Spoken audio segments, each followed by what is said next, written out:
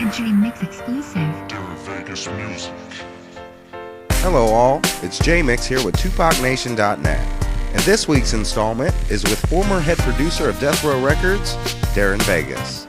Darren is a platinum-selling producer with production on Until the End of Time, The Dogfather, and the New Mix Classics. As a matter of fact, this is his production you're hearing right now. Click the link at the top of your video or check out www.darrenvegasmusic.com to make it your next hit. Darren, I appreciate it, brother. Hey, what's going on, man? Can you tell us a little bit about yourself? Darren Vegas. I'm a former head producer of Death Row Records and platinum producer. I've been producing in the game since like '94, I think. The Dogfather album was the first record I ever got paid off from Death Row. And after that, I was working with a lot of groups like California Organization from the West Coast back in the day with like MC8 and Trade E and South Central Cartel. From there, I was producing Bone Thugs and Harmony. Did The Righteous Ones and One Night Stand on the Resurrection album. Then I was producing Lazy's solo album, Dizzy's solo album.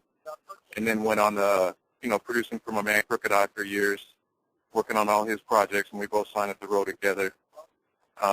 Produced there for years with Corrupt and Left Eye, Eastwood, Spider Low. Keisha Cole was there, Ray J. Whoever stopped through, Casey and JoJo were there a couple times, Cisco. And now I got my own production company, Darren Vegas Music, and I'm just producing a whole bunch of independent artists and producing anybody who comes through with the good budgets and the good styles. So I've just been staying super busy. Actually, the music business I took a hiatus from it for a few years, playing poker professionally, and now I'm back doing music full time, and it's like busier than it's ever been. So it's been great. You did a beat that was featured on The Dogfather. How did that production come about? I did a beat on there called, it was for the LBC's Cruise album. It was called Dippin' in My Lolo, and Snoop ended up putting it up on there. It was called Traffic Jam, and it was just like, they were talking on top of it and stuff like that. And that was like one of my first checks from Death Row. Actually, that was my first check from Death Row back in the day. So, and then the LBC Crew album didn't really get released, but they had paid me for putting it on the Dogfather record. What year was the production done on that song? It was like 94, I think, or something, 95. Can you tell us what led you to work at Death Row Records? I was just producing a lot of artists. Artists that were like a cat named Red Rum. He was signed to working with Death Row. A guy by the name of Big Jake and a friend of mine named Big Zap. They worked with Suge a lot, and they were like helping co-manage me and stuff. And I was producing a lot of acts from Compton in Orange County in LA. And then when I started producing Crooked Eye too, and he was signed to Dog Pound Records, they went to Death Row, and then that kind of put it all together, And then from there, Suge had heard about me from when I was doing the Dogfather.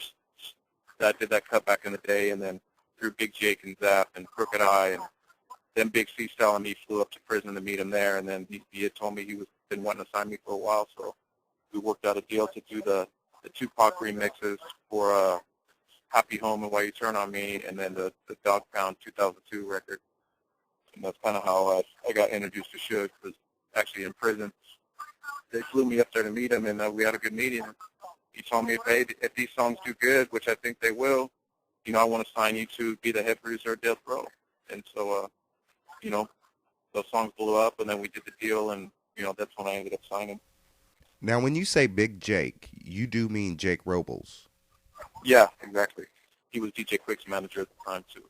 Can you tell us a little bit about Jake? He was a great guy, man. Me and him got along really good, and I wish I could have known him even longer. It's like, he was introduced to me from my buddy Zap, and they both grew up in Compton. And he came down to my house in Santa Ana, and I started working with artists he was working with, and he was like, man, I want you to sign to Death Row. When I come back from Atlanta with Suge, we're going to do the deal. And he went out to Atlanta and stuff with some people, and something happened, and he ended up getting shot out there. And he never made it back for us to cut the deal, so that's why I didn't sign to Death Row back in '96, I think it was. I ended up signing years later, getting introduced to Suge from somebody else, actually. This shooting, a lot of people believe, sparked the East versus West beef. Did you ever hear Suge's reaction to this?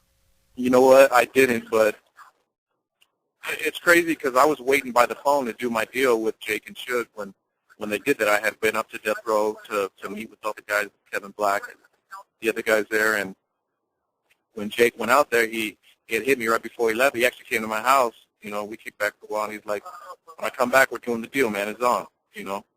And so when he never came back, man, it was a big letdown, and I was really sad to hear about what had happened to him. So I have a feeling that sparked off a whole lot of things.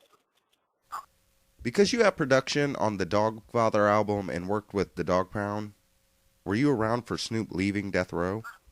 No, I was actually back in the day. I was working with like Crooked Eye and my buddy Dave Knight, Dave Swang with like Trey D and a few different artists. The reason I worked with the Dog Pound is Daz came down and got down on Crooked Eye's record, and then I ended up doing remixes for the 2002 album because that's what Suge wanted me to do. So that's how I was working with the Dog Pound. And I was working with Big C South, and he was like one of the guys that started the Dog Pound. So we were working together on a few different records. Can you tell us about Until the End of Time album? Was this a Death Row venture? Was it produced strictly by Death Row, or what was the politics there? Yeah, it was like I on Suge's behalf, he asked me to go produce the record. So me, Crooked Eye, and my buddy Jim Gedham, we had a company called 777 at the time, and then my buddy Monster from the Booyah Tribe, who played guitar. I went to Interscope and met with Amuru Entertainment or Pac's mom's company and Interscope, and then after that, you know, we went to the studio, and they just brought me the vocals. Actually, with a guy, I believe he had a briefcase with the masters in there, and it was like handcuffed to him. He was wearing a suit. I was like, damn, you guys are serious about this, you know, because that music is worth millions, you know. So they just put the acapella up, and I just started making the beats to them, you know. And Big Hutch was in there too, and he was co-engineering on the product and stuff. So it was kind of a joint effort between Death Row. Suge wasn't there to oversee everything. He was locked up at the time. But then, you know, Interscope too. But as far as the studio stuff, I started off in the studio just with the acapellas, and then we started working on the project. Did you ever get a chance to hear the original versions of the songs you worked on, or did you have to start from scratch? You know what? I don't remember hearing the original versions of the song. And a lot of times I don't even want to hear the original beats. I just want to hear, you know, when I do a remix, or we were calling them new mixes at the time, I just want to hear the acapella and just start making a track. What comes to mind when I hear the music, you know. So like with Happy Home, you know, I started with the drums, and then we started with the guitar lick, and then Why You Turn on Me, kind of the same thing with the drums, matching the drums to his voice, and working with the bass line and stuff. And it was a trip, man, to be in there and just hear his acapellas like that. I mean, it was an honor, you know, and I was stoked to be working on the project. Once again, this is J-Mix here with TupacNation.net. Thank you to all my YouTube subs and viewers. Be sure to check out www.darrenvegasmusic.com. There's only 2 days left of the Tupac Conspiracy and Tupac Aftermath autographed DVD challenge, so be sure to like or comment on one of my videos and keep it locked right here. Part 2 is going to be out soon, and I'll see you at TupacNation.net. One love, everybody.